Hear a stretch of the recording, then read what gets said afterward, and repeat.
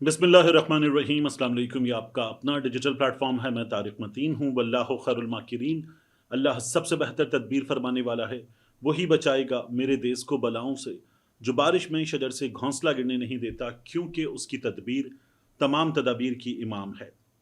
एक इंतहाई रूह फरसा, लर्जा देने वाली फुटेज आज कराची में हमारे सामने आई। उस फुटेज में हमने देखा कि एक नौजवान जोड़ा एक वाटर टैंकर से कुचले जाने के बाद जान से गया, और फिर उसके बाद हमने सड़क पर यह मंजर देखा कि दम तोड़ती हुई खातून ने एक बच्चे को जन्म दिया सड़क पर, और उसके बाद उस बच्चे को लेकर एक शख्स दौड़ता हुआ अस्पताल के अंदर जाता हुआ नजर आया, और नौमौलूद उसके हाथ में था, और वो अस्पताल जाता है, अस्पताल में अमले से कुछ पूछता है, एक शख्स वीडियो बना रहा है उसके साथ साथ, और उसके बाद वो बच्चा भी दम तोड़ जाता है। टैंकर वाले ने मार दिया, टैंकर वाले ने मार दिया। सड़क पर माँ बाप दम तोड़ गए, हाथों में वो बच्चा दम तोड़ जाता है। 3 अफराद सड़क पर कत्ल कर दिए गए वाटर टैंकर के हाथों। ये हैवी ट्रैफिक के हाथों कराची में होने वाली अमबात मुसलसल जारी है। इस ड्राइवर को, इस वाटर टैंकर के हेल्पर को गिरफ्तार कर लिया गया, ये हमने सुन लिया। कराची में 3 महीने मुकम्मल नहीं हुए हैं नए साल के, और 200 से ज़्यादा अमबात हो चुकी हैं। 214 कम से कम नंबर है इनका, जो हैवी ट्रैफिक के हाथों ट्रैफिक में अमबात हुई हैं।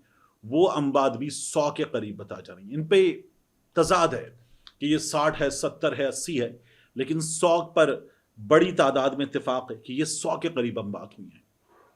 इस शहर में हमने देखा था कि बहुत सख्ती से अमल दरामद करवाएंगे, हैवी ट्रैफिक पर, कवानीन पर, उनके लिए बनाए गए कानून पर, पाबंदी पर सख्ती से अमल दरामद करवाएंगे।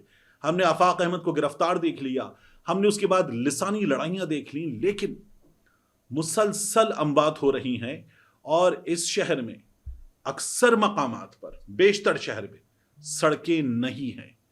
इस शहर में अक्सर मकामात पर ट्रैफिक रूल्स पर अमल दरामद नहीं है। जो हैवी ट्रैफिक के लिए कवानीन हैं उन पर पाबंदी पर अमल दरामद नहीं है, और उसके बाद शहरियों की जान जा रही है इस कदर भयानक अंदाज में। और हम क्या देख रहे हैं? ये हैवी ट्रैफिक वाले जिम्मेदार हैं? नहीं है। ये पीपल्स पार्टी वाले जिम्मेदार हैं, एमक्यूएम वाले जिम्मेदार हैं, पीटीआई वाले जिम्मेदार हैं, पठान जिम्मेदार हैं, ड्राइवर जिम्मेदार हैं, बाइक वाले जिम्मेदार हैं, ये शहरी जो हैं वो करते हैं ये सब कुछ, ट्रैफिक पुलिस वाले जिम्मेदार हैं। ये चल रहा है। इस शहर में सहूलत नाम को नहीं है। और मैं देख रहा हूं बिलावल भुट्टो जरदारी को, वो इस वक्त लाहौर में कयाम पजीर होंगे, अगले कुछ दिन लाहौर में रहेंगे, और लाहौर में रहकर वहां की सियासत में हिस्सा लेंगे, गवर्नर हाउस में जाएंगे, इजलास करेंगे, जियाले नारे लगाएंगे अपने रहनुमाओं के खिलाफ, नून लीग के खिलाफ, इमरान खान के खिलाफ, और बिलावल भुट्टो जरदारी वहां बैठकर सियासत करेंगे, और फिर कहेंगे कि एमक्यूएम मुफादात की सियासत करती है, पाकिस्तान तहरीक इंसाफ को मुल्क की मसाइल से गर्ज नहीं है। आपको अपने सूबे में गर्ज है मसाइल से? जिस तरह की चीजें हो रही हैं, आप कहते हैं मिलकर चलने की जरूरत है। जिस तरह से समीदीन बलोच को आज गिरफ्तार किया गया है प्रेस क्लब के बाहर से, एक नौजवान लड़की है, उसको जिस तरह से गिरफ्तार किया गया, घसीटते हुए गाड़ी में फेंका गया है, और जब ये यकीनी बना लिया कि ठीक पकड़ लिया, फेंक दिया, आधी गाड़ी में आधी लटकी हुई, उसके बाद थपथपाया गाड़ी को और प्रेस क्लब से लेकर दौड़ गए।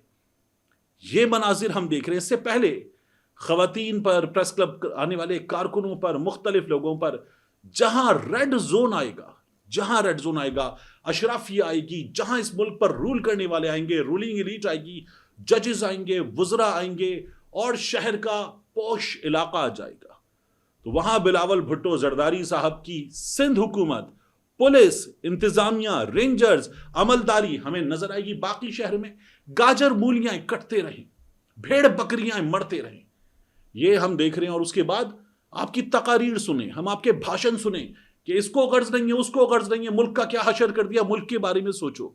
ये मैं बिलावल भुट्टो जरदारी की तकारीर सुनाऊं, रूह कांप जाए बंदे की। वो नौमौलूद हाथों में लेकर दौड़ता हुआ शख्स देखें आप, आपकी रूह कांप जाए कि ये आप क्या देख रहे हैं। और उसके बाद ये सब कुछ हो रहा है। मैं हैरान हूं कि ये लोग फिर सियासत करते हैं, फिर कहते हैं भुट्टो को अवार्ड मिला बाद अज वफात, सनम भुट्टो ने अवार्ड लिया, पूरे हॉल पर सख्ता तारी हो गया, एक अफसुर्दगी की सूरत हाल थी। क्या माहौल था? बिलावल भुट्टो जरदारी मौजूद थे, खातून अव्वल आसिफा भुट्टो जरदारी साहब की बेटी मौजूद थी, अवार्ड देने वाला उनका दामाद था, रियासत को एक पैगाम था। ये जो अम्बात हैं ये किसको पैगाम है? ये जो लाकानूनियत है ये किसको पैगाम है? ये जो माओ बहनों बेटियों को उठा के गाड़ियों में फेंक के ले जा रहे हैं ये किसको पैगाम है? अवाम के लिए कोई पैगाम है? कोई हीलिंग टच है? कोई उनके कंधे पर थपकी है कि हम तुम्हारे साथ हैं, तुम हो ताकत का सरचश्मा, मेरे नाना कहते थे? कहीं है ये सोच? नहीं है। ये सोच वहां भी नहीं है और यहां भी नहीं है बिलावल भुट्टो जरदारी के पास। ये सोच है ही नहीं। मरते रहो, कटते रहो, घिसटते रहो, एड़ियां रगड़ते रहो, सड़कों पर कुचले जाते रहो। ये अवाम की किस्मत है इस वक्त इस मुल्क में। इस मुल्क के मालिकों की किस्मत यह है। रूलिंग एलीट है, उनका हाल यकसर मुख्तलिफ है। यह हम देखते हैं महारंग बलूच के मामले में, उनको डाला है जेल के अंदर। तो आज जब बहन की मुलाकात हुई हमने वो भी देखा। अब एमनेस्टी इंटरनेशनल कहती है Pakistan, more than 38 hours since Maharang Baluch's unlawful detention, she is still being denied access to her lawyers and family. There are also worrying reports of continued arbitrary arrests and detentions across Balochistan province. ये amnesty कह रहा है हमसे, मलाला इस पर आकर कह रही है, I'm disturbed and concerned about the detention of Maharang Baluch. She represents millions of voiceless people. Women and children who are facing human rights violations in Balochistan and Khyber Pakhtunkhwa. It is her right to protest and speak out for the most vulnerable. अब आप देखिए, इन हालात में हमने Mahrang Bloch को उठाकर गिरफ्तार कर लिया है। अख्तर बेंगल साहब मियां नवाज शरीफ साहब को, उनके साथ आसिफ अली जरदारी साहब को मुखातिब करते हुए कहते हैं मैं भूलूंगा नहीं। आप इस वक्त हुकूमत में हैं, आप लोग पहले कहते थे आवाज उठाएंगे, अब मैं भूलूंगा नहीं, आप हुकूमत में हैं, मरकज में भी सूबे में भी मेरी बेटियों के सरों से चादरें खींची जा रही हैं, मैं भूलूंगा नहीं। ये अख्तर बेंगल आकर उनको कह रहे हैं। हालात ये हैं। और उसके बाद मैं देखूं वो सरफराज बुगटी जो कल कहते थे हथियार ना उठाएं तो क्या करें, आज वो सरफराज बुगटी कह रहे हैं ये वाला सरकारी मुलाजिम ऐसे कर दो, वो वाला ऐसे कर दो, रियासत की पॉलिसी पहले है और साथ चलेगा।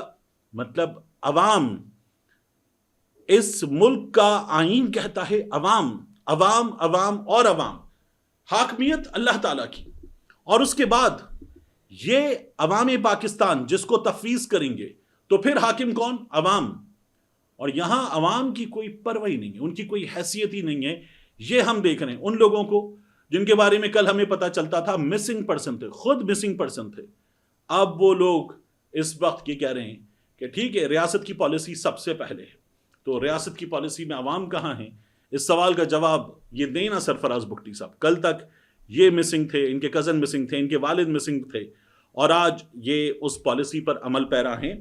तो जाहिर है कि आज आप हुक्मरान हैं, इसलिए हम आपको यकसर मुख्तलिफ जगहों पर देख रहे हैं।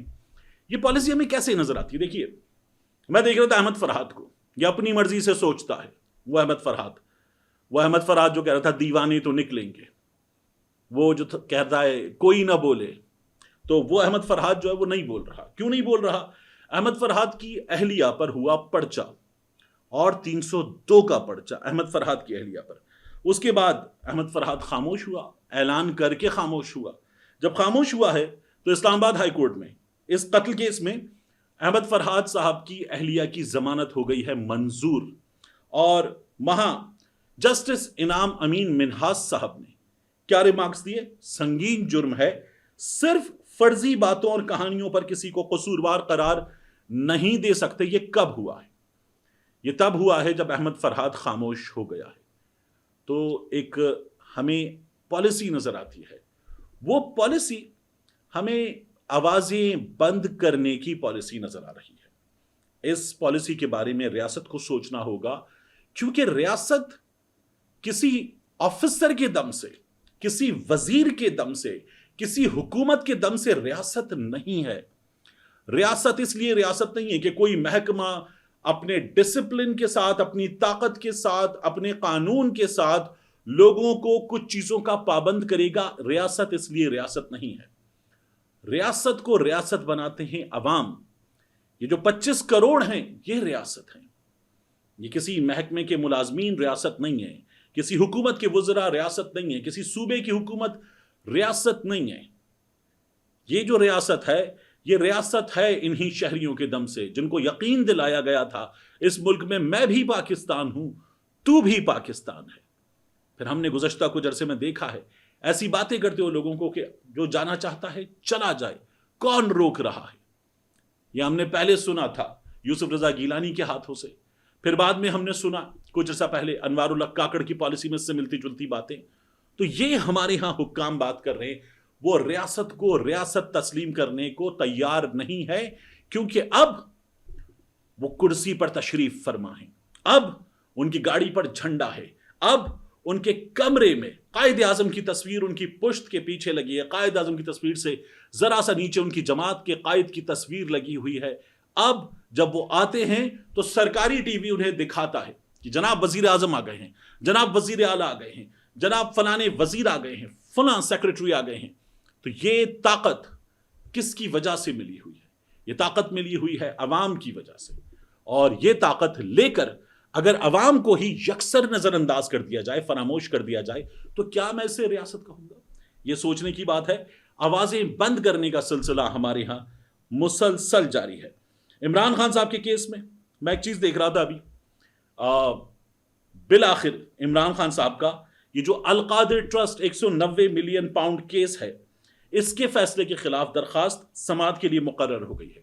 کون سنے گا اس درخواست کو؟ اس درخواست کو سنیں گے مسٹر جسٹس سرفراز ڈوگر صاحب اور ان کے ساتھ مسٹر جسٹس محمد آصف صاحب. یہ مسٹر جسٹس محمد آصف صاحب فروری میں جو منتقل ہو کر آئے ہیں اسلام آباد ہائی کورٹ ٹرانسفر کے بعد، یہ وہ ہیں.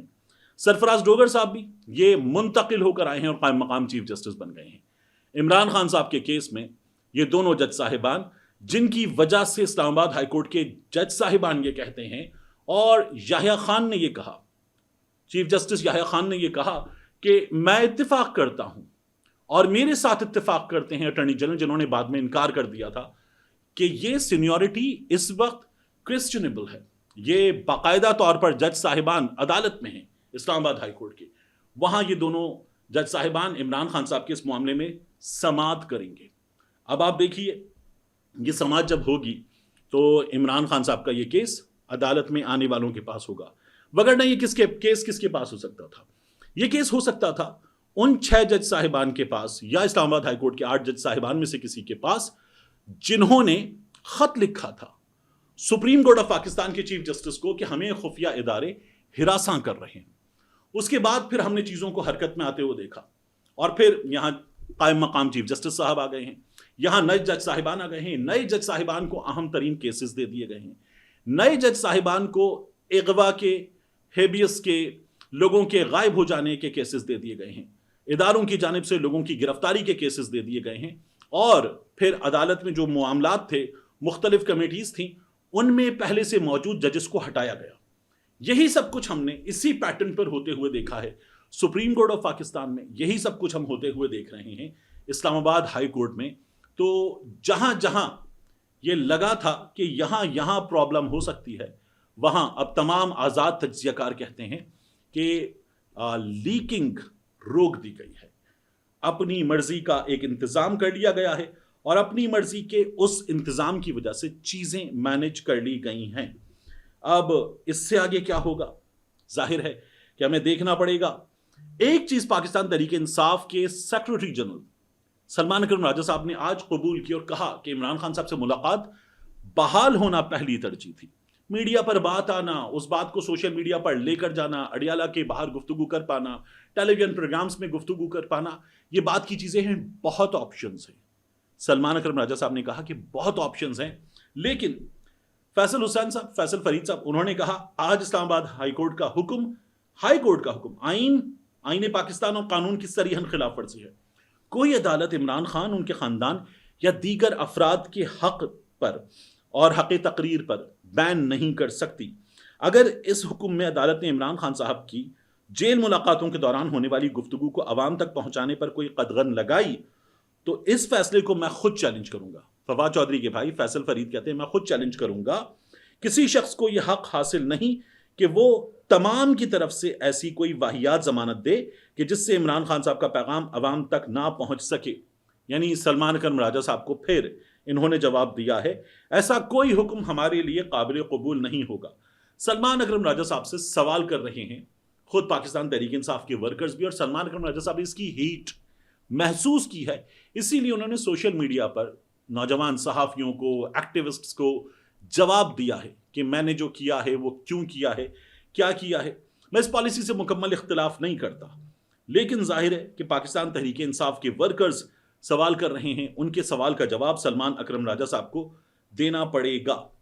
ایک چیز اور بہت اہم ہوئی, ہم نے ایک بار پھر دیکھا وہی رویہ جس میں جن کے پاس طاقت ہے انہوں نے اپنے آپ کو عقل کل سمجھ لیا ہے, انہوں نے اپنے آپ کو ہر چیز پر, ہر قانون پر بالادست سمجھ لیا ہے, اور پھر وہ وہی طریقہ اختیار کر رہے ہیں. مریم نواز شریف صاحبہ یہ گئی تھی جناح ہاسپٹل, اس سے پہلے میو اسپتال میں انہوں نے ایم ایس کو, ڈاکٹر فیصل مسعود صاحب کو, the guy needs to be fired یہ کیا تھا. اب کی بار انہوں نے وہاں پھر ایک عدد ایم ایس جو ہیں ان کو فارغ کر دیا ہے, معطل کر دیا مریم نواز شریف صاحبہ نے. کیا ہوا ہے میں آپ کو بتا دیتا ہوں. مریم نواز شریف صاحبہ ہاسپٹل پہنچی, ہاسپٹل پہنچ کے انہوں نے جائزہ لیا, لوگوں سے بات کی, مختلف حصوں کا دورہ کیا, اور میڈیسن جو اسٹور ہے ہاسپٹل کا اس میں بھی گئیں. کاشف جہانگیر صاحب ایم ایس یہ ان کو بریف کر رہے تھے, ان کے ساتھ ساتھ موجود تھے, ہم نے فوٹیجز میں دیکھا. اور اس کے بعد مریم نواز شریف صاحبہ ان کے دفتر میں گئیں. اب یہ ایسا نہیں تھا کہ عثمان بزدار کے دفتر میں عمران خان گیا ہے, یا مریم نواز شریف وزیر اعلیٰ پنجاب کے دفتر میں شہباز شریف وزیر اعظم آ جائے, یہ ایسا نہیں تھا. کیونکہ پھر آپ ایک جماعت کے ہیں, آپ وزیر اعظم ہیں, آپ وزیر اعلیٰ ہیں, تو کرسی پر بیٹھا جاتا ہے اور بندہ خود کہتا ہے آپ میری کرسی پر بیٹھ جائیے.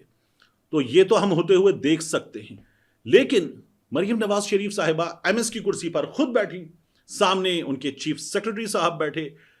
پھر اس کے بعد مریم نواز شریف صاحبہ کے ساتھ ساتھ ان کی کیبنٹ میں جو خواتین ہیں وہ ہمیں نظر آ رہی تھیں. انوشا رحمان صاحبہ تھیں, مریم اورنگزیب صاحبہ تھیں, اور وہاں پر ساتھ میں موجود تھے ڈاکٹر عدنان. اب میاں نواز شریف صاحب کی یہ مالج, یہ کیا کر رہے تھے وہاں پر؟ ان کا کیا کام ہے کہ یہ سرکاری میٹنگز میں, سرکاری دوروں میں میاں نواز شریف صاحب کے ڈاکٹر وہاں پر گھومیں پھریں اور چیزوں کو دیکھیں.